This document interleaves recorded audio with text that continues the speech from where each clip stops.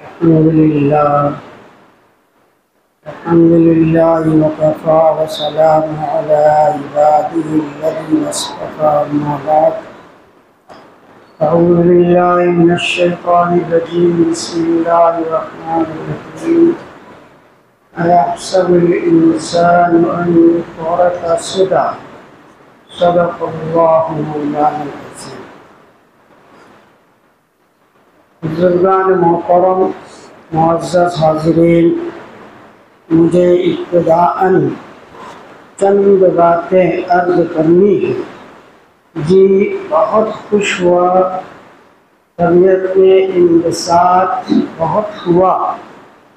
اللہ تبارک و تعالی شانو ہمارے تمام نوجوان فاضل کو اپنی خصوصی رحمتوں میں سے نوازے، ان کے علموں میں برکت عطا فرمائے. جو خدمت یہ ہمارے تمام کے تمام علماء مدن پورا کر رہے ہیں، اس خدمت میں ان حضرات کی اللہ تعالی اپنی خوب خوب رحمتیں نازل فرمائے. دور سے آنا، وقت کو نکالنا، قرآن اور حدیث کے سلسلے میں بات کرنا، اپنے آپ کو فارغ کرنا، آیات کا استحضار، حدیث پاک کا استحضار، مضمون کو منضبط کرنا، پھر ہمارے سامنے اس کو رکھنا بہت بڑی ذمہ داری ہے جسے یہ ہمارے نوجوان فاضل ادا کریں. جمعیت علماء بنارس کا یہ پروگرام جو اصلاح معاشرہ کے شعبے سے یہ منعقد ہوا ہمارے اس بنارس کی مدنی مسجد کے اندر، ہم پورے کے پورے مسجد والوں کی طرف سے، محلے والوں کی طرف سے بے حد ان حضرات کے شکر گزار ہیں. خاص طور سے ہم ان پورے کے پورے نوجوانوں میں اپنے فاضل مقرر مولانا عمار یاسر صاحب کا، انہوں نے وقت کی اہم ترین ضرورت جسے ہم نہیں سمجھتے کہ یہ ہماری تجارت، یہ ہماری عبادت ہے. یہ ہماری تجارت وہ ہے کہ قرآن پاک میں اللہ تبارک و تعالی شانہ نے انبیاء علیہ السلام کو حکم دیا کہ تمہیں کیسے پاکیزہ طریقے سے مال کھانا ہے. یا ایھا الرسل کلوا من الطیبات واعملوا صالحا. اے تمام کے تمام یہ انبیاء علیہ السلام، پاکیزہ مال کو کھاؤ، عمل صالح کرو. عمل صالح اس وقت ہوگا جب پاکیزہ مال ہوگا، جب پاکیزہ مال ہوگا تو عمل صالح ہوگا. نہیں کرو تو اللہ جانتا ہے. واللہ بما تعملون، اللہ خوب خبر رکھتا والا ہے کیا کر. انبیاء کو حکم دیا، مومنین کو حکم دیا، یا ایھا الذین آمنوا کلوا من الطیبات ما رزقناکم. اللہ نے جو تمہیں روزی دی، دینے والا اللہ ہے. اللہ دے گا، اللہ دے رہا ہے، وہی دیتا ہے، کوئی اور نہیں دے سکتا. جو آ رہا ہے نا اس کو پاکیزہ بنا کر کھاؤ. ایمان والا اس کو گندا مت کرو. یہ پیغام دیا قرآن نے سورہ نور میں کہا رجال لا تلہیہم تجارۃ ولا بیع عن ذکر اللہ واقام الصلاۃ وایتاء الزکاۃ یخافون یوما تتقلب فیہ القلوب والابصار لیجزیہم اللہ احسن ما عملوا ویزیدہم من فضلہ واللہ یرزق من یشاء بغیر حساب. رجال لا تلہیہم تجارہ، ہم تجارت کرتے ہیں. مولانا موصوف نے یہ بات کہی کہ ہماری تجارت اور کافر کی تجارت میں فرق ہونا چاہیے، میں نظر آنا چاہیے. عملی اعتبار سے کتنی دکھ کی بات تھی. ادھر مؤذن اذان دیتا ہے اور یہ کہتا ہے حی علی الصلاۃ حی علی الفلاح. ہم کہتے ہیں کہ نہیں، ہماری دکان بڑی ہے، ہماری تجارت بڑی ہے، ہمارا کام بڑا، ہم نہیں چھوڑ سکتے. تو کافر کرتا ہے عملی اعتبار سے وہی ہے. آپ ٹائم فکس کیجئے، نظام بنائیے، اس کے مطابق چلیے. قرآن کی آیات یہ میں نے پڑھی اس لحاظ سے کہ تجارت کا ذکر اس طرح یہاں قرآن میں کیا گیا. تمہیں غفلت میں ڈال دے تمہاری بیع و شراء. رجال لا تلہیہم تجارۃ ولا بیع عن ذکر اللہ، اللہ کے ذکر سے تمہیں غفلت میں نہ ڈالے، اللہ کی یاد سے تمہیں غافل نہ کر دے.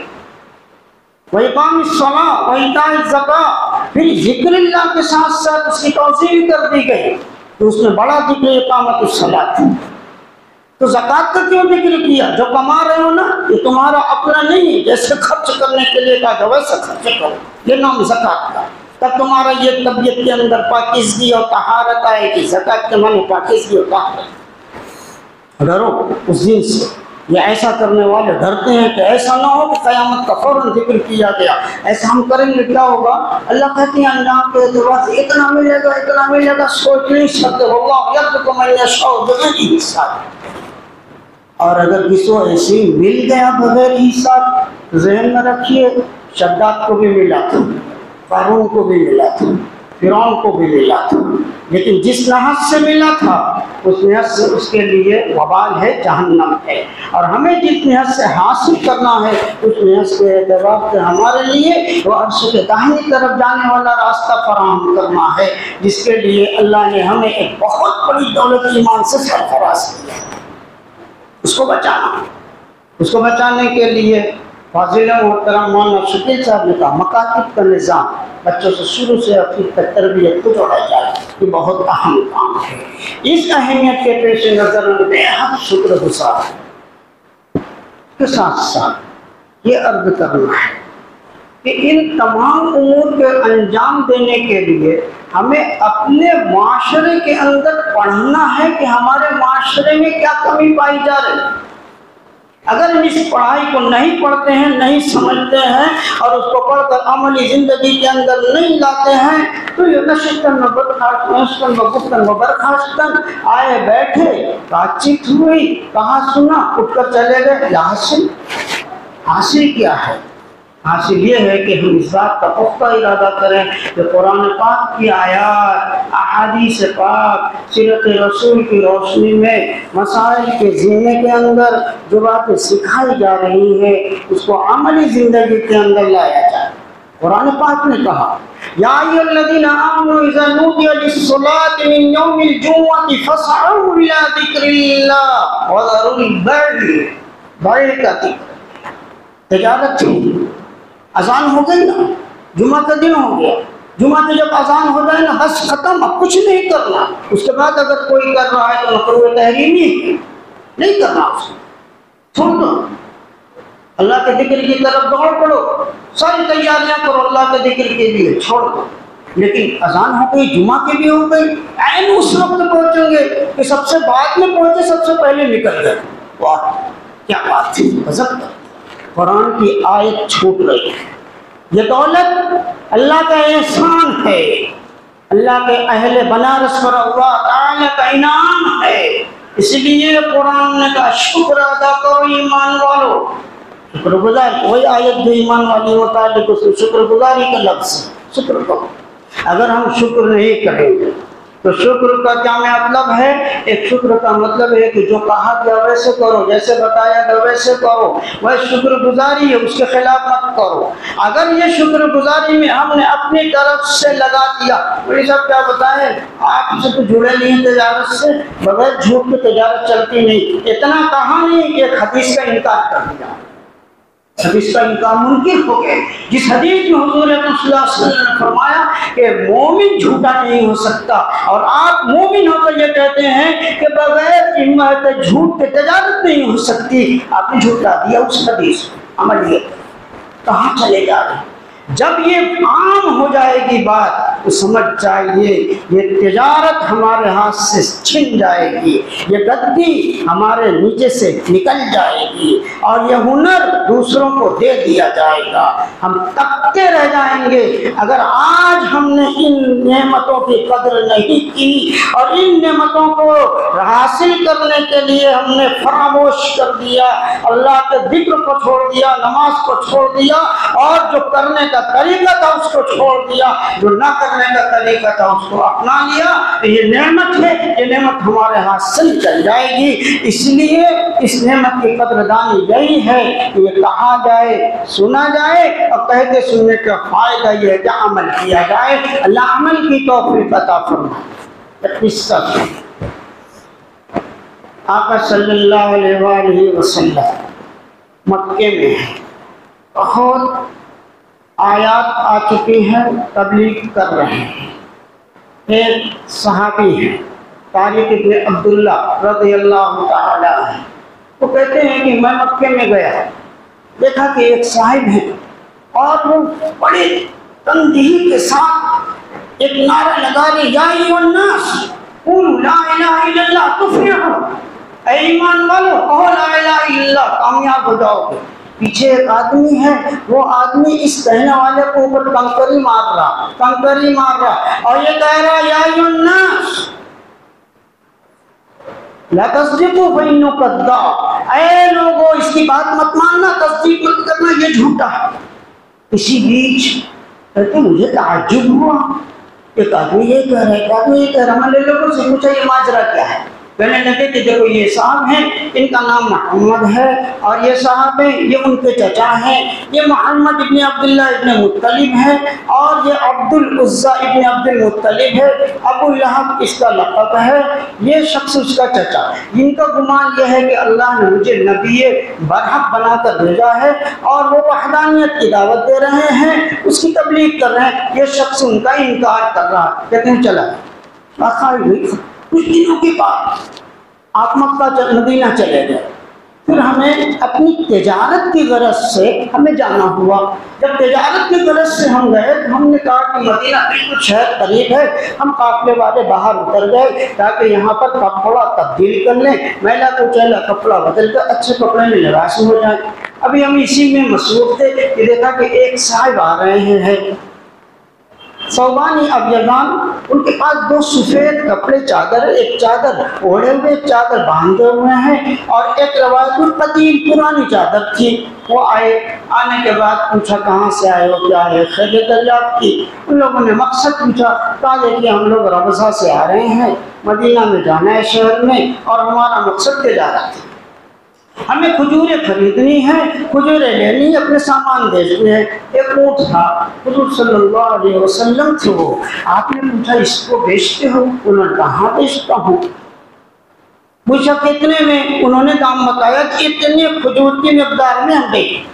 ان صاحب نے کچھ کم نہ کیا نہ زیادہ کیا، بھاؤ گھٹایا نہیں، کہا ٹھیک ہے ہمیں منظور ہے، اور وہ لگام ہم نے ان کو پکڑا کے لے کر چلے گئے، کھجور ملی نہیں اور لے کر چلے گئے۔ ہم لوگ آپس میں پیسے کہنے لگے بڑے بیوقوف ہیں، ہم لوگوں نے کوئی انتظام تو کیا نہیں، اپنے سامان کو ہم نے اونٹ دے دیا اور وصولی کا کوئی نظم ہی نہیں کیا۔ ابھی یہ بات کر ہی رہے تھے کہ ہمارے ساتھ ہمارے سردار کی ایک عورت ہودج تھی، اس نے ہودج سے سر نکالا، کہنے لگی کہ تم لوگ گھبراؤ نہیں، میں نے اس کا رخ دیکھا تھا، چہرہ دیکھا تھا، وہ چہرہ کامل آفتاب، اور اس طرح مکمل آفتاب جب ہوتا ہے تو اس چودھویں رات کے چاند کی طرح چمکتا چہرہ وہ جھوٹا نہیں ہو سکتا، اگر اس نے نہیں دیا تو میں اپنے پاس سے تمہارے اونٹ کی قیمت کہتے ہیں چلے آئے۔ یہاں مدینے میں آ گئے، آنے کے بعد ابھی ہم رکے ہوئے تھے، ایک صاحب آئے، ان کے ساتھ بہت سارا کھجور تھا۔ میں نے کہا بھائی یہ کھجور لے کر آئے؟ کہا ہاں، وہ صاحب جن کو اونٹ آپ لوگوں نے دیا تھا وہ محمد رسول اللہ ہے صلی اللہ علیہ وسلم، وہ اللہ کے رسول ہے، انہوں نے جو معاملہ کیا تھا یہ کھجوریں ہیں، اس میں سے آپ ناپ کر لے لیجئے، اور باقی جو کھجوریں وہ آپ کی ضیافت کے لیے۔ بڑا خوش ہوئے، پھر آئے مدینہ میں۔ جب مدینہ میں آئے تو کہتے ہیں کہ جو ہم لوگوں کو چاہیے تھا کہ ایک پناہ گاہ چاہیے تھی، معلوم ہوا لوگوں نے رہنمائی کی مسجد نبوی کی جانب۔ جب وہاں پہنچے تو وہاں جا کر دیکھا کہ وہی صاحب ہیں، اور وہی صاحب کھڑے ہو کر خطبہ دے رہے ہیں منبر پر، کہہ رہے تصدقوا، اے لوگو صدقہ کرو، فَإِنَّ الصَّدَقَةَ خَيْرٌ لَكُمْ، صدقہ یہ تمہارے لیے بہترین عمل ہے۔ الید العلیٰ خیر من ید السفلیٰ، لینے والے ہاتھ سے زیادہ بہتر ہے۔ تم بھکاری مت بنو، تاجر بنو، دینے والے بنو، کماؤ، اس طرح تم دینے والے بنو، لینے والے اور بھکاری مت بنو۔ اللہ نے ہمیں دینے والا بنایا ہے، اس کا احسان کرا۔ اور انہوں نے کہا کہ پھر وہ خطبے کے اندر کہہ رہے تھے وَابْدَأْ بِمَنْ تَعُولُ، اور تم شروع کرو اس ذات سے، اس ذات سے شروع کرو جس کے تم ذمہ دار ہو، امک و اباک و اختک و اخاک و ادناک و ادناک، تم خیال کرو، اپنی ماں کا حق ادا کرو، اپنے باپ کا حق ادا کرو، اپنی بہنوں کا حق ادا کرو، اپنے بھائیوں کا حق ادا کرو، اپنے قریبی پھر قریبی رشتہ دار کا حق ادا کرو۔ کہتے ہیں ہم نے یہ سنا، پھر اس کے بعد ہمارے دل کے اندر یہ بات بیٹھ گئی، میں ایمان لے آیا اور ہمارے ساتھ جتنے پاکے والے تھے سبھی ایمان لے آئے۔ دوستو اس میں پیغام ہے، اس واقعے کے اندر ایک نہیں بہت پیغام ہے۔ پہلا پیغام تو سمجھ لیجئے آقا صلی اللہ علیہ وسلم کی جدوجہد اور محنت۔ دوسرا پیغام سمجھ لیجئے کہ اس طرح ستائے جانے کا منظر۔ تیسرا پیغام سمجھ لیجئے حسن اخلاق اور معاملات۔ چوتھا منظر سمجھ لیجئے آپ نے کوئی مول بھاؤ نہیں کیا کہ ضروری ہے کہ ہم مول بھاؤ کریں ہی نہیں، جب وہ واجب کام بتا رہا ہے تو اس کو توڑو، اتنا توڑو کہ چور کر دو، پسینہ چوس لو، خون بھی چوس لو۔ نہیں، ایسا نہیں۔ اس میں یہ پیغام بھی ہے کہ آپ نے واپس کیا تو ایک اضافہ جو معاملہ تھا وہ بھی دیا، مہمان نوازی کا بھی دیا، یہ بھی کیا۔ پھر جب وہ آئے تو اتفاق اللہ نے جوڑ دیا کہ اس کے اندر پیغامات ہی پیغامات تھے۔ اللہ تعالی ہم سب لوگوں کو عمل کی توفیق عطا فرمائے۔ وآخر دعوانا الحمد للہ رب العالمین۔ دعا اللهم صل على محمد وعلى آل محمد وسلم۔ سبحان اللہ وبحمدہ، سبحان اللہ العظیم۔ یا رب صل وسلم دائما ابدا علی حبیبک خیر الخلق۔ ربنا ظلمنا انفسنا وان لم تغفر لنا وترحمنا لنكونن من الخاسرين۔ لا اله الا انت سبحانك اني كنت من الظالمين۔ اللهم انا نسألك الهدى والتقى والعفاف اللهم إنا نسألك العفو والعافية في الدنيا والآخرة۔ ربنا آتنا في الدنيا حسنة وفي الآخرة حسنة وقنا عذاب النار۔ اے اللہ تو اپنے فضل کرم سے ہماری اس مجلس کو قبول فرما۔ اے اللہ جو اس میں آیات و قرآن پاک کی آیات احادیث پڑھی گئی ہیں، اے اللہ اس میں پڑھنے کے اندر جو کچھ چوک ہو گئی معاف فرما۔ تو اپنے دریائے رحمت سے ہمارے اس بیٹھنے کو قبول فرما۔ اس مجلس میں جو کچھ کہا گیا ہمارے دلوں کے اندر اتار دے، عمل کی توفیق عطا فرما۔ جو کچھ کمیاں اور کوتاہیاں رہ گئی ہوں اپنے دریائے رحمت سے معاف فرما۔ ربنا تقبل منا انک انت السمیع العلیم وتب علینا انک انت التواب الرحیم۔ وصلی اللہ تعالی علی خیر خلق محمد وعلی آلہ واصحابہ اجمعین برحمتک